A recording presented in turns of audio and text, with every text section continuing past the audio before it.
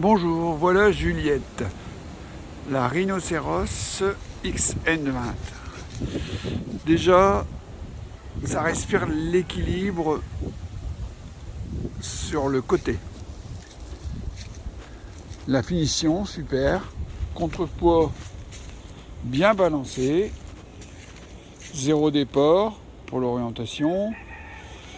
Le réservoir d'huile hydraulique. Pour faire le plein de fuel.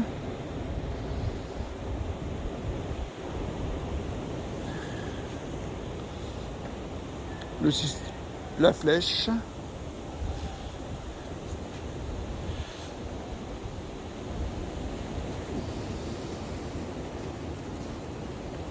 Bien construite.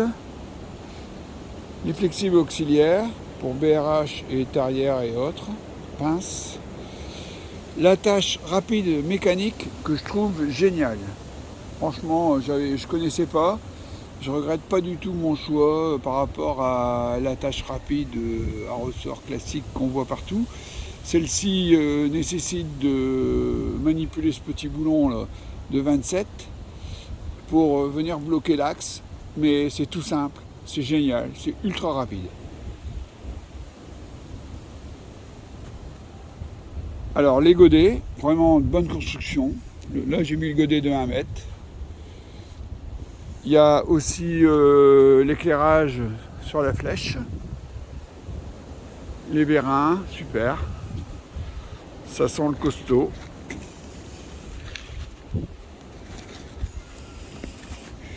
Les graisseurs, bien placés, protégés. La lame bulle qui permet éventuellement, qui peut être rétrécie en fait, à 1 mètre quand on rétracte les chenilles, le train de chenilles. Bon, la tourelle, le balancier, la déportation de bras de flèche, plaque signalétique, la canopée ou le canopé, je ne sais pas si on dit ça, enfin disons la pseudo-cabine qui est vraiment très costaud, obligatoire en France, je pense, pour toutes les machines à déplacement alternatif.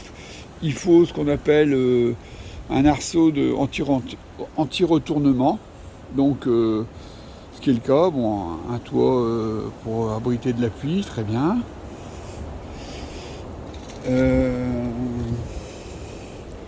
La pédale pour les commandes auxiliaires, les manettes d'avancement, le bras, les joysticks, le siège. Donc ici, en soulevant le tapis en caoutchouc assez épais, on a accès au distributeur d'huile hydraulique.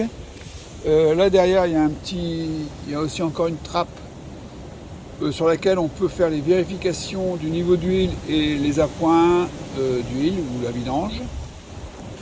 Le siège peut être basculé. En dessous, on a accès à une trappe encore.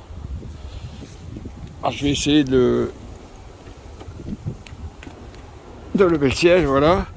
Donc ici, en dessous du siège qui bascule, à nouveau une trappe d'accès rapide et 4 boulons à démonter éventuellement pour avoir une vue de dessus du moteur. Ici, donc, on a cette partie-ci qui s'ouvre, enfin le capot moteur qui s'ouvre et cette partie-ci qui s'ouvre avec la batterie, l'accès à la batterie, et ici l'accès à l'arrière du moteur. Donc il s'ouvre via cette serrure. Le tableau de commande avec tout ce qu'il faut.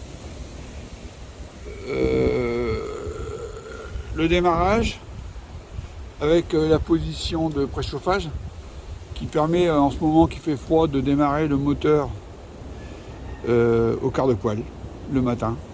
Pas de fumée noire, rien du tout, ça démarre. Boum. Et alors ce que je trouve génial par rapport aux marques que je connaissais, aux marques connues que je connaissais, je vais rabattre le siège, c'est ces deux manettes. Parce qu'en fait celle-ci elle va commander la lame devant, lever et monter, et celle-ci va commander le déport de flèche.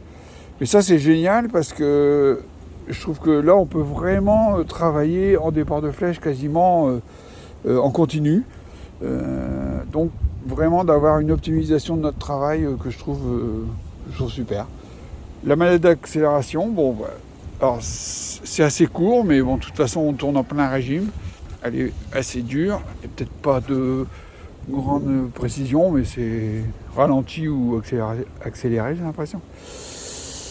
Et voilà, donc voilà Juliette.